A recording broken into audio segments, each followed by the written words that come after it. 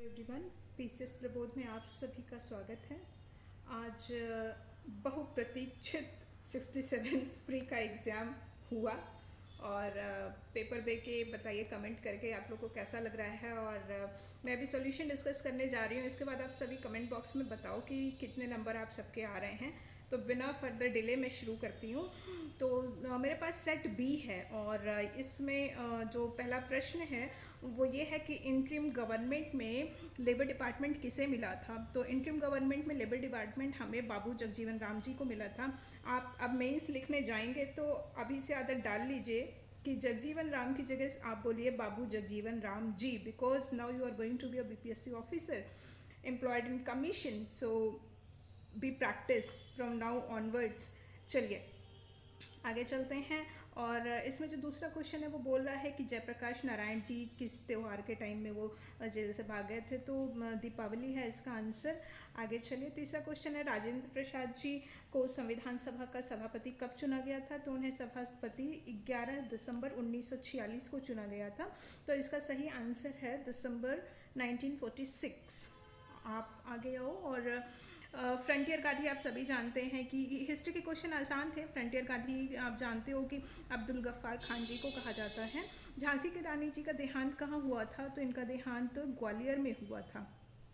Okay इसके बाद है कि बंगाल पार्टीशन के बारे में ये जो सेंटेंस है वो सुरेंद्र नाथ बनर्जी जी का है कि विभाजन हमारे ऊपर बम की तरह गिरा। The partition announcement fell like a bombshell. That's a statement of Surendra Nath Banerjee. Sardar Udham Singh killed whom. This is Michael O'Dwyer. You all of know Sardar Udham Singh killed Michael O'Dwyer. अच्छा ओके बारदोली सत्याग्रह आपको पता है कि ये सरदार वल्लभ भाई पटेल जी का है। तो इसका ऑप्शन ये है। और कैबिनेट मिशन जो आया था उसका मेंबर कौन सा नहीं था। ये सारे रिपीटेड क्वेश्चंस हैं। तो लॉरेंस जो थे, क्रिप्स और अलेक्जेंडर ये थे। तो जो मैकडोनल्ड थे वो इसके मेंबर नहीं थे। तो 9वें का जो ऑप्शन आंसर होगा वो रैमसे मैकडोनल्ड है। मैं ये वाला छोटा वाला यूज करती हूँ पेन ताकि कन्फ्यूजन नहीं हो। गांधी अर्बन पैक्ट आपको पता है कि कब हुआ था। गांधी अर्बन जो पैक्ट है वो हुआ था 5 मार्च 1931 को साइन हुआ था। तो इसका आंसर ये है। और 10वें का कि गांधी अर्बन पैक्ट 5 मार्च 1931 को। तो इसका आंसर डी है। और इंडियन नेशनल कांग्रेस का जो सेशन हुआ था उसमें पूर्ण स्वाधीनता की बात जवाहरलाल नेहरू जी ने की थी। तो वो जो है वो 1929 का जो अधिवेशन था लाहौर का, वहाँ पे ये बातें हुई थी। अच्छा, सुभाष चंद्र बोस जी ने जो निकोबार जो आइलैंड है उसका नाम स्वराज द्वीप रखा था। ठीक है, तो इसका आंसर स्वराज आइलैंड है। 12वें का आंसर है बी। सुभाष चंद्र बोस ने स्वराज आइलैंड नाम रखा था निकोबार का। ठीक है, और शहीद द्वीप अंडमान को बोला था। ओके, चौरी चौरा सभी आप जानते हो, ये तो यूपी में है। ठीक है, आगे चलो। खुदीराम बोस जी ने जो है वो मुजफ्फरपुर में किंग्स फोर्ट की हत्या का प्रयास किया था। तो ये tried to kill at Muzaffarpur. इसका आंसर ये होगा। आजाद दस्ता आपको पता है कि क्विट इंडिया मूवमेंट जब हुआ था तो जयप्रकाश नारायण जी ने, लोकनायक जयप्रकाश नारायण जी ने ब्रजेंद्र प्रसाद और इन सब के साथ में इसका किया था। तो ये क्विट इंडिया मूवमेंट के दौरान इसका गठन हुआ था। अच्छा, मैथ्स के आंसर में आप देखो 100 और 500 के बीच में कितनी ऐसे नंबर्स हैं which are divisible by 4, 5 and 6। तो correct answer is 7 are such number which are divisible by 4, 5 and 6। आगे चलो, ये मिक्सचर वाला जो क्वेश्चन है कि क्वेश्चन आप जान रहे हो, मैं बस सीधे इसका आंसर बता दे रही हूँ ताकि आपका टाइम नहीं बर्बाद हो। तो जो मिक्सचर वाला क्वेश्चन है उसका आंसर है 28 kg। 28 kg इसे कर देती हूँ। 28 kg is the right answer.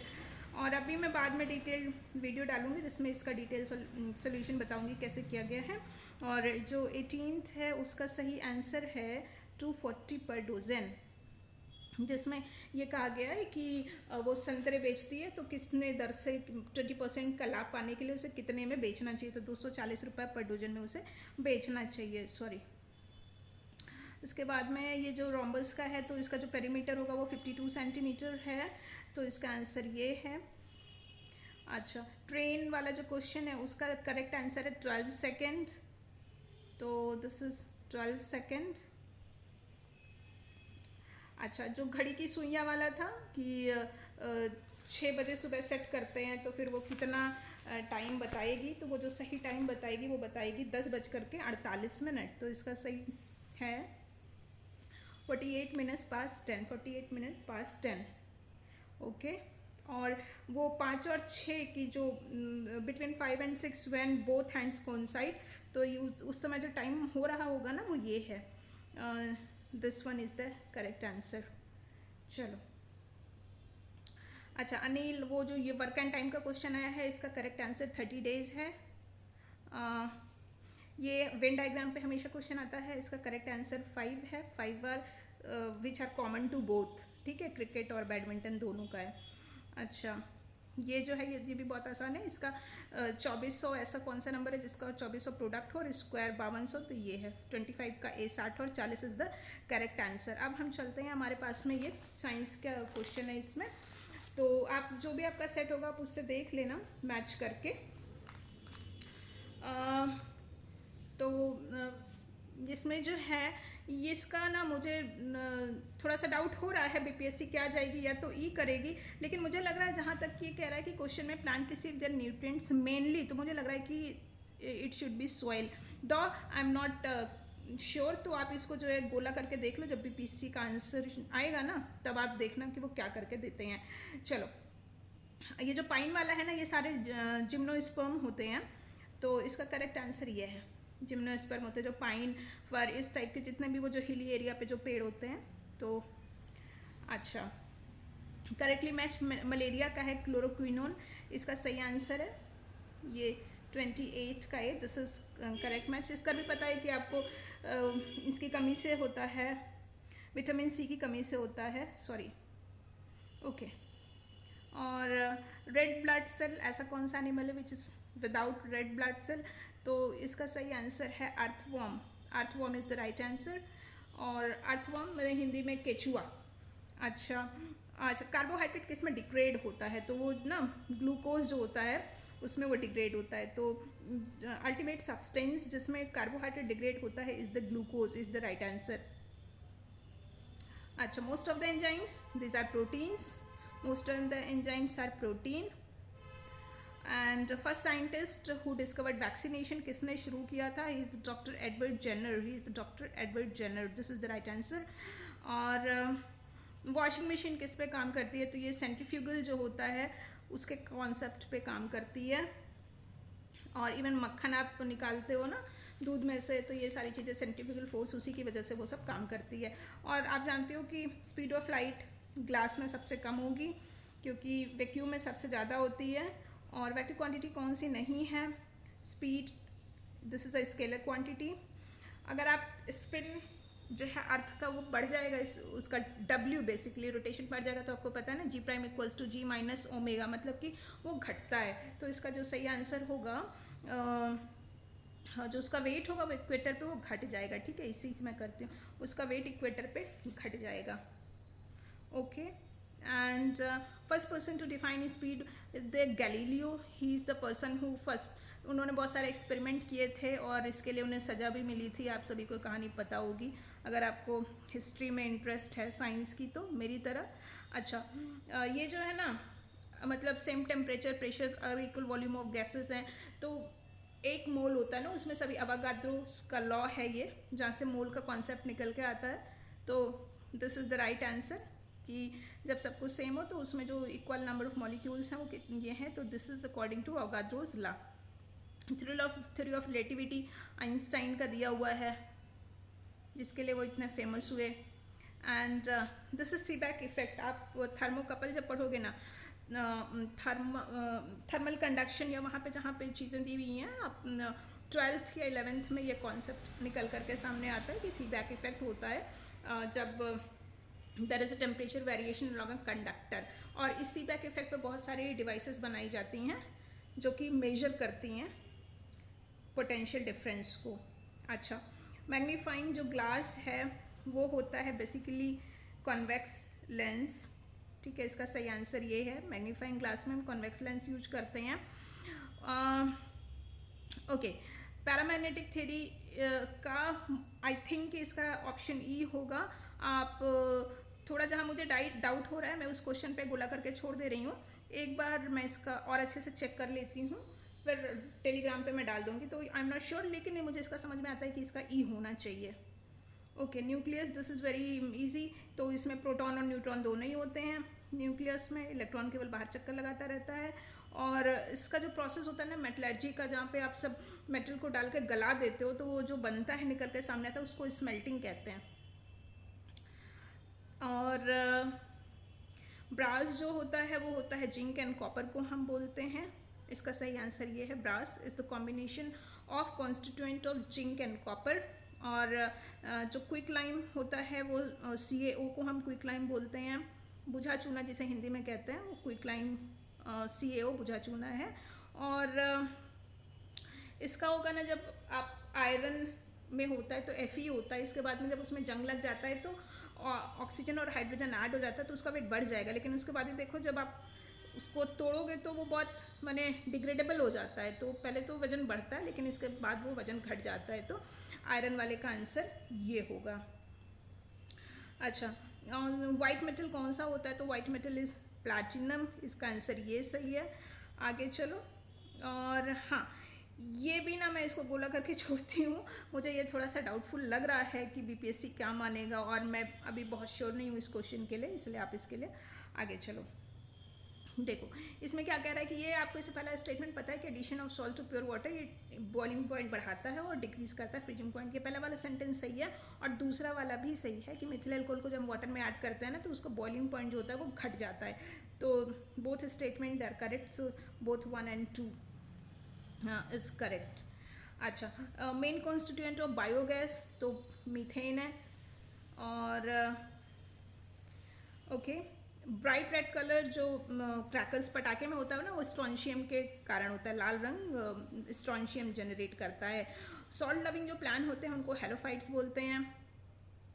अच्छा, फंगाई में क्या नहीं होता है? तो फंगाई जो होते हैं, फंगस आप सभी को पता है उसमें क्लोरोफिल नहीं होता है।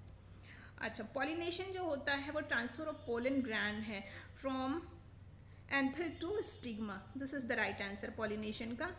ओके, आगे चलो। अब आ जाओ जो मेरे पास सेट है उसमें अब ये वाला क्वेश्चन आ गया है ना कि जिसमें गवर्नर का और ये चीफ जस्टिस से सब मिलाना था। ये तो बहुत ईजी सा है, तो इसका आंसर है डी।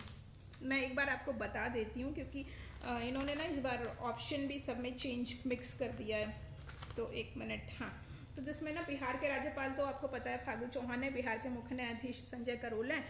तो आप एक बार देख लेना इसी हिसाब से मैच करके, इसका ऑप्शन ये डी है।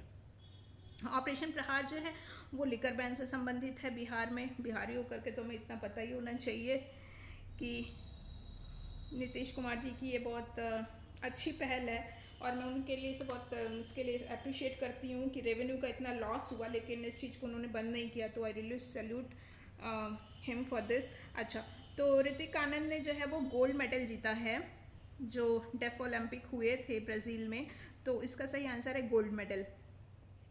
अच्छा, और ये है बर्ड रिंगिंग स्टेशन, ये भागलपुर में खोला गया है, तो इसका सही आंसर भागलपुर है। और वल्चर कंजर्वेशन प्लान जो है वो वाल्मीकि टाइगर रिजर्व में लेकर के आया गया है। सुनंदिनी प्रोग्राम आंगनबाड़ी से संबंधित है। और शिंजो आबे जी को आपको पता है एक दुखद मैंने ऐसा इंसिडेंस हुआ और नारा में उनकी गोली मार करके हत्या कर दी गई। ये बहुत रेयर है, मैं जापान में रहती थी तो मैं वहाँ का कल्चर जानती हूँ। इस तरह का इंसिडेंस मतलब जिसकी प्रोबेबिलिटी 0.0001% है, दो इट हैपेंड। आगे चलिए। UN असेंबली में जो रेजोल्यूशन लाया गया था एक हिंदी के लिए लाया गया था बेसिकली, तो इसका आंसर हिंदी है कि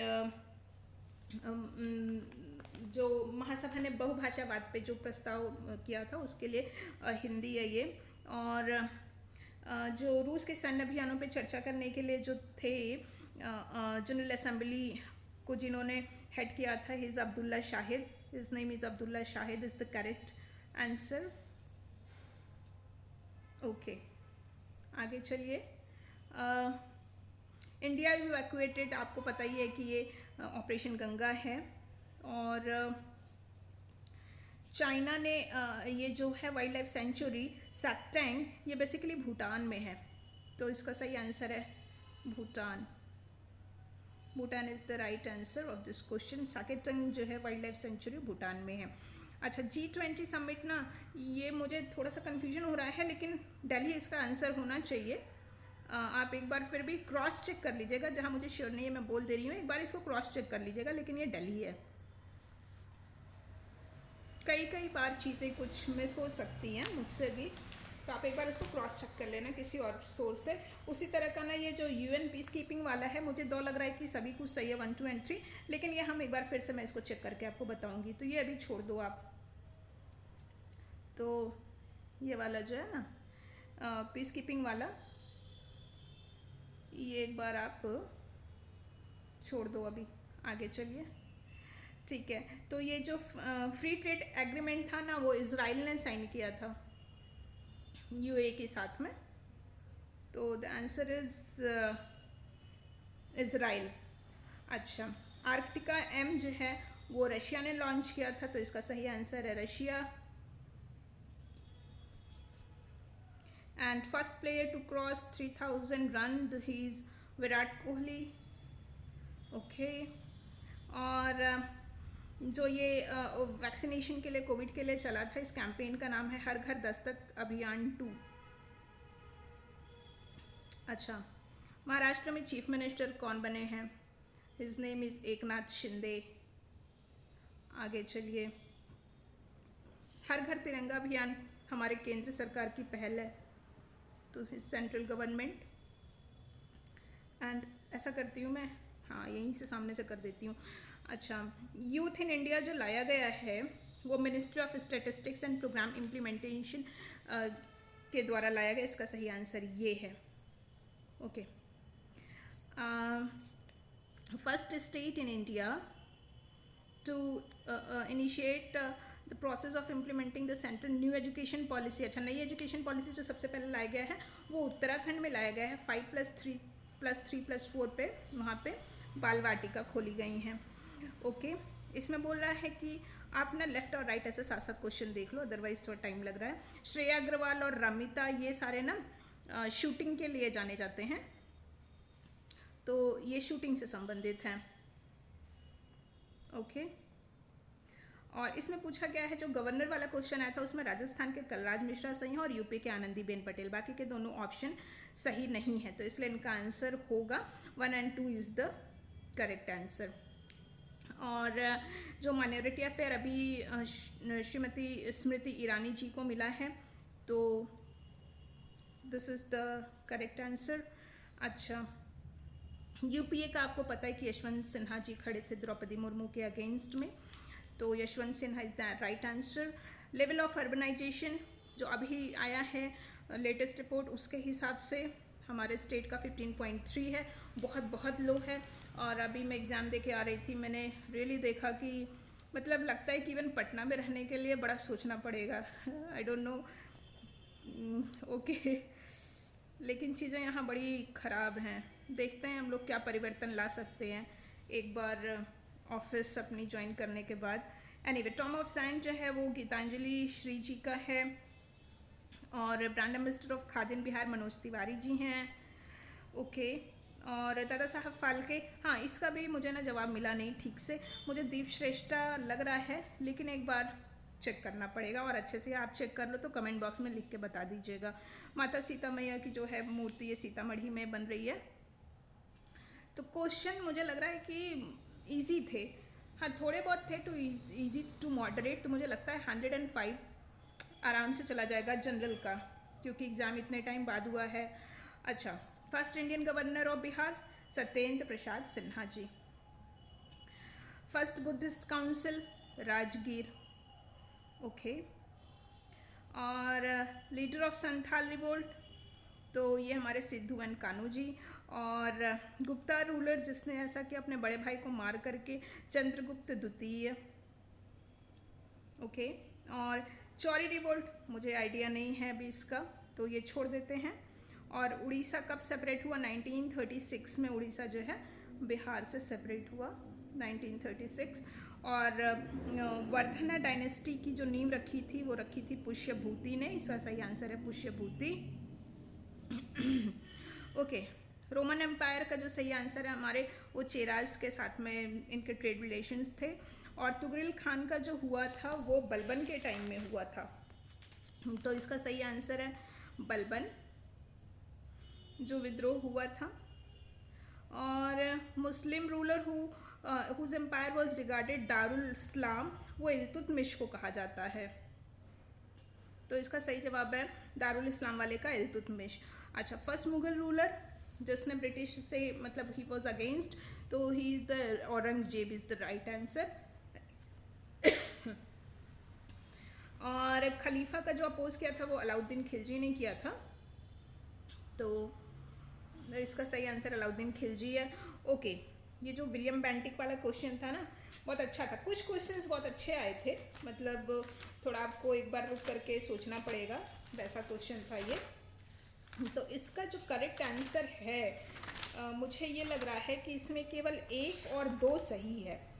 तो जो मैंने केवल सती और ये स्लेवरी वाला, यही इन्होंने इनिशिएट किया था, तो इसका जो सही आंसर है वो 1 और 2 है। आगे चलिए, Sindh was conquered by Napier, Napier ने किया था। और थर्ड सत्याग्रही ब्रह्मदत्त थे, इनका नाम ब्रह्मदत्त है। और सीक्रेट रेडियो आपको पता है कि जो था ये उषा मेहता जी की उपज थी, तो ये उषा मेहता जी इसका राइट आंसर है। First census 1872। और ये मगध में जो बिम्बिसार के वो थे उनके फिजिशियन, मैंने जो डॉक्टर क्या बोलते हैं उसको, जीवक। और भगत सिंह शहीद दिवस 23 March 1931 is the right answer. इसका है Sukhdev Bhagat Singh Rajguru when he was hanged. और जो तुर्क जो रूल था बिहार में, किसने मैंने इसकी संस्थापना की थी, तो इसका सही आंसर है Ibn Bakhtiyar Khilji is the right answer. और ये सारे तो बहुत आसान से सवाल आए थे। तो sorrow of Bihar is the Kosi and Jamui has the gold reservoir. बहुत सारा न्यूज़ में था, लेकिन बाद में फिर मज़े की बात यह है कि जूलॉजिकल जो सर्वे ऑफ इंडिया उसने इसका खंडन भी किया कि भैया जमुई में कोई गोल्ड वोल्ड नहीं पाया जाता, लेकिन बीपीएससी को अभी भी लग रहा है कि जमुई में सोने के भंडार हैं। एनीवे, बिहार का जो तिलहर कुंड है वो कैमूर में है, Kaimur is the right answer. Silk city Bhagalpur को बोलते हैं। और जो कामर लेक है उसी को जो गोखुर ऑक्सबो लेक है, हमारे एशिया की लार्जेस्ट एंड फ्रेश वाटर। और फीमेल लिटरेसी है 51.5 ऑफ बिहार। आगे चलते हैं, chief heavenly body of solar system is the sun. और जो सरगासो सी है ना, ये नॉर्थ अटलांटिक ओशन में है। और आप boundary line India and China की इसको मैकमोहन लाइन बोलते हैं। और ये जो हमारे इंटीरियर लेयर में जो मटेरियल पाए जाते हैं, these are nickel and ferrum, तो निकल और आयरन पाए जाते हैं। और जो जियोग्राफिकल साइकिल ऑफ इरोजन है उसे डेविस ने दिया था, तो इसका सही आंसर है WM डेविस। और एक कोई पेंग करके भी है, बट केवल एक ही ऑप्शन है, तो we will go with WM Davis. और राजस्थान जो है वो कम वर्षा इसलिए रिसीव करता है because monsoon fails to reach this area. और ये सारी ना जो फ्यूरियस 50s रोरिंग 40s हैं, इसका करेक्ट आंसर है सदर्न हेमीस्फीयर। आगे चलिए, और ये जो प्रोजेक्ट टाइगर वाला आया था, तो the 1, 2 and 3 all the statements are correct. News print paper जो अखबार पेपर होता है वो नेपानगर में इसकी इंडस्ट्री है, हम लोग बहुत बचपन से पढ़ते थे। फर्स्ट कोल माइन रानीगंज का है। और करेवाज वो केसर के लिए फेमस होते हैं, सेफ्रॉन। और सेंसस ऑफ इंडिया के हिसाब से शेड्यूल टाइप कौन लार्जेस्ट है, ये ना एक बार आप गोला कर लो, मुझे भी अभी नहीं पता इसका आंसर क्या है। और थोरियम का जो लार्जेस्ट हमारे यहाँ पे पाया जाता है वो केरला में पाया जाता है। जोग्राफिकल एरिया 94,163 किलोमीटर स्क्वायर है हमारे बिहार का। आगे चलते हैं। ओके, स्टेट गवर्नमेंट जो है, मेरे हिसाब से मुझे इसका आंसर सही लग रहा है, फिनेंशियल कमीशन की बात करता है। और कम्युनिटी डेवलपमेंट के लिए ई होगा, बहुत सारे ऑब्जेक्टिव्स हैं। और ये जो थोड़े से डाउट वाले हैं ना, जैसे ई वाले, बीपीएससी की जब आ जाएगी आंसर की आप उसी पे ही जा सकते हो, तो मुझे लगता है कि ये ई होगा। अच्छा, वाइस प्रेसिडेंट के इलेक्शन में जो होता है कि राज्यसभा और लोकसभा दोनों के जो सारे होते हैं उनको करते हैं काउंट, तो इसका आंसर होगा 788। और इंडियन प्रेसिडेंट कितनी भी बार चुने जा सकते हैं, 129 का एनी नंबर ऑफ टाइम। और हाउ मेनी सेशंस होते हैं, तो हमारे संसद में मुख्यतः 3 सेशन हैं। और ये जो first law commission chairman of the first law commission mister MC सेतलवाड है। और वन नेशन वन इलेक्शन में बहुत सारे आर्टिकल्स हैं जिनको अमेंडमेंट करना पड़ेगा, ये सबसे बड़ी प्रॉब्लम है। इसी वजह से मतलब एक जो ये वाली की बहुत सारी चीज़ों को बदलना पड़ेगा, this is one of the problem. और इसका आंसर ई होगा क्योंकि इतने बहुत सारे अमेंडमेंट करने पड़ेंगे, 356 है, 83 है। और पंचायत सिस्टम कहाँ कहाँ नहीं है, इसका भी आंसर ई होगा, बिकॉज पंचायत सिस्टम हमारे नागालैंड, मिजोरम, मेघालय इन सब में नहीं, तो इसका ऑप्शन ई होगा। और जो डेलिमिशन कमीशन है उसने 2026 तक फ्रीज कर दिया है कि जो पॉपुलेशन 1972 या कब की है मुझे याद नहीं आ रहा है, तो वही वाली पॉपुलेशन मान करके हम इलेक्शन कराएंगे। फिर 2026 में जो सरकार आएगी वो अपने उसके सर का दर्द है कि वो कैसे इसको करते हैं चेंज, बिकॉज कोई भी इसमें घुस करके नहीं करना चाहता है। जैसे ही पॉपुलेशन के हिसाब से आपकी यूनियन सारी टेरिटरीज चेंज होंगी तो उनका वोट बैंक इधर उधर होगा, इसलिए कोई भी गवर्नमेंट इसमें हाथ नहीं डालना चाहता है। तो ये हमेशा अमेंडमेंट कर करके बढ़ाया जाता है, 2026 तक ये बढ़ाया गया था, तब का ये किस्सा है। 2026 इज द करेक्ट आंसर। अच्छा, सुप्रीम कोर्ट मुझे लगता है कि final interpreter of the constitution, this is the most appropriate I must say. फिर भी देखो बीपीएससी क्या आंसर इसका करता है, लेकिन मेरे हिसाब से final interpreter of the constitution होना चाहिए। अच्छा, इसमें जो है 136 का मुझे लगता है जहाँ पे आपको बताना है correct order of following Bihar ascending urbanisation में, तो जो इसका मुझे सही आंसर लग रहा है वो लग रहा है ए, लेकिन थोड़ा सा मुझे कन्फ्यूजन है इसमें, इसलिए आप इसको एक बार चेक कर लीजिएगा। 37 का जो है वो 3.47 है, 3.47 इज द करेक्ट आंसर, जो फिजिकल डेफिसिट है। और 7:2 का तो ये तो आपको भी पता है भैया, air based to everyone, this is not, आप सड़क ही दिला दो हमें वही बहुत है, गली नालियाँ तो है ही नहीं यहाँ पटना में, और बाकी तो मैंने बिहार देखा नहीं है अभी, इसलिए मुझे अंदाज़ा भी नहीं है कि और सारे डिस्ट्रिक्ट्स कैसे होते होंगे। ओके, बिहार स्टेट का जो descending order of per capita income है वो क्या है, तो इसको ऐसे पकड़ सकते हो, शिवहर का सबसे कम है, तो B is the right answer. कि ये जो नवादा वाला दिया है ना वहाँ से। अच्छा, 140 नॉट ट्रू, तो इसमें जो करेक्ट आंसर होगा ये वाला ए ऑप्शन 33.35 जो है वो गरीबी रेखा से नीचे जीवन यापन, ये गलत है। और defines the micro enterprise in India, इसका आंसर ई होगा, ये ध्यान से देख लेना, इसमें 2 स्टेटमेंट सही हैं। और इनकरेक्ट प्रधानमंत्री कृषि सिंचाई योजना, इसमें मुझे इसका आंसर ई लग रहा है। ओके, अच्छा, भंडारी कमेटी जो है वो जो रीजनल ग्रामीण बैंक के ऊपर में वो कमेटी आई थी, तो इसका आंसर जो है वो ये होगा, रीजनल रूरल बैंक के ऊपर आई है। और जो नेशनल पेंशन स्कीम है उसको हमारा pension fund regularity and development authority देता है, तो इसका सही आंसर बी होगा। ओके, 47 और 48 ये भी मुझे अभी कंफर्म नहीं हो पाया है, तो मैं इसलिए इस पर कुछ नहीं कमेंट करूँगी। ओके, 45 का जो है इसका भी ऑप्शन ई होगा। ओके, क्योंकि इसमें आप देखो एक से ज़्यादा ऑप्शन सही है। टैक्स जीडीपी जो रेशियो है वो 11.7 है हमारा। ईयर ध्यान से देखना, 2021-22 की बात की जा रही थी, 11.7 है। और वाइब्रेंट विलेज जो प्रोग्राम है वो हमारे जो बॉर्डर पे गांव हैं उनके लिए शुरू किया गया है। और प्राइमरी सेक्टर जो है विच इज़ इनकरेक्ट, तो जो इनकरेक्ट है हमारा वो है बी इसका, ठीक है, because B is the incorrect, ये है primary sector Bihar and grown 2.3%। चलिए, तो अब ये तो हुआ इसके आंसर की बात। एक्सक्यूज़ मी, जो 67 अभी बीपीएससी हुआ है, और चूँकि पीसीएस प्रबोध ग्रुप अभी काफ़ी समय से हम लोग इनएक्टिव थे, हमारी टीम अभी बनी है और अभी हम लोग ढूंढ रहे हैं तो इस मामले में मैं कुछ अनाउंसमेंट करना चाहती हूँ। पहली बात तो मैं ये बोलना चाहती हूँ कि अगर कोई बंदा जो प्री क्वालिफाइड है, 66 का मेंस लिखा है उसने, तो मुझे I need some help for content writing, और मैं उन्हें कुछ पैसे पेबल होगा, ये इट्स नॉट फ्री। तो आप कांटेक्ट कर सकते हैं, या तो टेलीग्राम पे मुझे मैसेज कर दो, या जीमेल पे आप अपना इंफॉर्मेशन, बैकग्राउंड क्या है आपका एकेडमिक, वो लिख करके मुझे दे दो।